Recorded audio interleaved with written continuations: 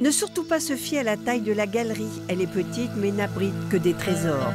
Amulettes précieuses, mystérieuses et porte-bonheur, vases funéraires, bijoux de reine, sculptures et autres merveilles venues de la nuit des temps amoureusement collectionnées par un antiquaire qui, très jeune, ne s'intéressait qu'à la musique pop, rattrapé très tôt par sa fascination pour l'histoire.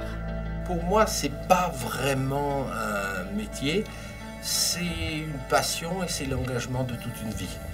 Ça veut dire que moi, lorsque j'avais 12, 13, 14 ans, je fréquentais les antiquaires parisiens et j'achetais des petites amulettes, des petits objets égyptiens qui me servaient au rêve, à l'étude, parce qu'il faut ouvrir les livres, il faut se renseigner, il faut essayer de savoir ce qu'il y a comme symbolique derrière.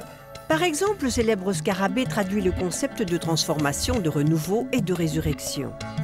Petit à petit, j'ai fait une collection, alors avec des objets qui ont effectivement l'aspect rationnel, scientifique, historique, ethnologique, religieux, mais aussi l'aspect irrationnel où on a un objet chargé qui dégage une certaine aura, qui vibre.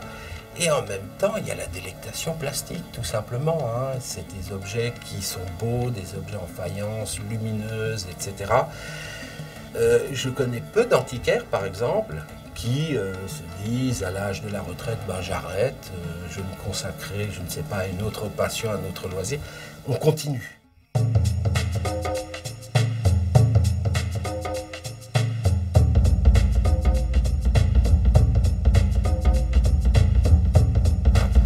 Bien sûr, je suis antiquaire et je suis au service de la clientèle, mais dans le fond, lorsque j'achète un petit peu avec mes yeux et pour moi. Je ne pense pas en me disant, ben, tel objet, telle idole cycladique, ben, j'ai tel grand collectionneur ou telle institution qui va pouvoir l'acquérir. Je l'acquiers parce qu'il me plaît, parce que j'ai envie qu'il fasse partie de ma collection. Et c'est pour ça souvent que lorsque je vends un objet, je ne suis pas content du tout.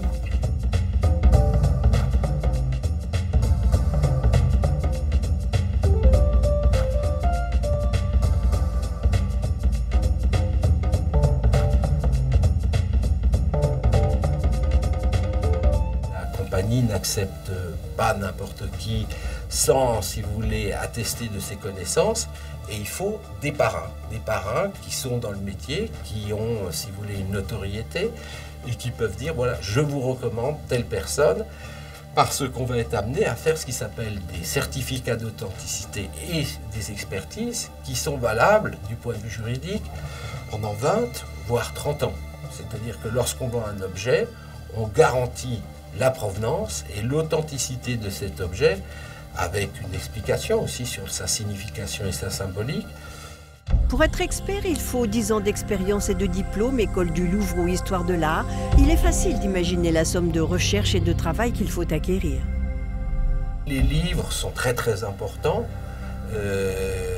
mais rien ne remplace l'expérience, c'est-à-dire le contact avec les objets. Et pour ce qui est des connaissances, ben moi, plus j'apprends de choses, plus j'ai l'occasion de découvrir des choses, plus je me dis que je ne sais rien, justement. Parce que c'est un puits sans fond lorsqu'on étudie l'histoire ou l'art de l'Égypte ancienne. C'est 4000 ans d'histoire et on se rend compte qu'on découvre toujours de nouvelles choses. Et c'est ce qui est très plaisant dans ce métier, c'est que chaque jour, j'apprends quelque chose. C'est à cette condition d'exigence, d'expérience et de savoir qu'un antiquaire peut espérer être admis à exposer à la Biennale des antiquaires.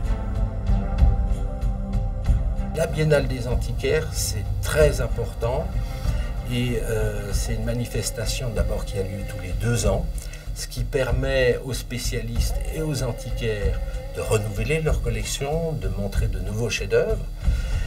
C'est quelque chose qui a une portée internationale, qui permet effectivement aux gens du monde entier de pouvoir contempler des objets magnifiques, mais aussi de rassembler des gens qui sont de toutes contrées, de tout pays, de tous horizons. Et du plus loin de l'histoire, ce félin divin n'est pas là par hasard. Cette déesse, qui est la déesse Bastet, c'est pour moi l'icône de l'art égyptien.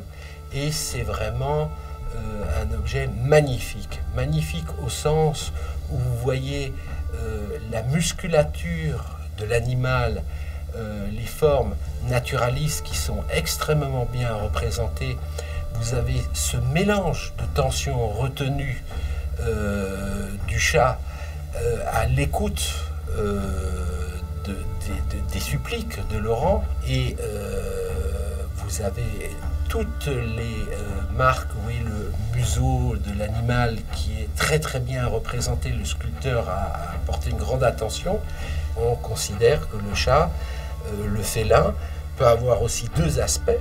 L'aspect furieux qui est représenté par la lionne Sermette, qu'il faut d'ailleurs apaiser avec des offrandes libatoires de vin, et l'aspect apaisé qui est celle de Bastet, qui est aussi un symbole de protection, de prospérité.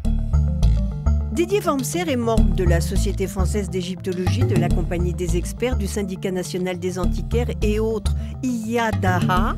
Il vient de publier un ouvrage sur Pazuzu, un drôle de démon.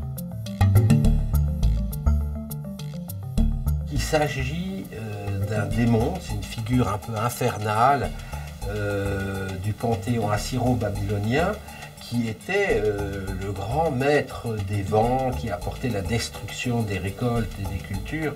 Ça, c'est le côté sombre, si vous voulez, de ce démon, parce qu'il y a un côté tout à fait positif et protecteur, parce que ces figurines, ces pendentifs, protégeaient surtout les femmes qui étaient en couche, et les femmes qui étaient enceintes, et les enfants en bas âge, parce qu'il y avait toutes sortes de maladies mortelles. Et donc, pour faire peur, eh bien, on portait cette figure qui, vous voyez, est une figure de molosse sumérien, c'est-à-dire de canidé, mais canidé qui a des cornes avec des protubérances, deux belles protubérances à l'arrière, des dents acérées et même une barbe, de façon à effrayer. Et quand Pazuzu se met en colère, il faut, paraît-il, avoir peur. Il est à craindre. À craindre une colère des dieux. La bonne nouvelle, c'est qu'un peu de cette histoire magique peut aussi faire partie de sa vie ou de sa collection pour moins de 400 €. Ça fait rêver aussi, non ?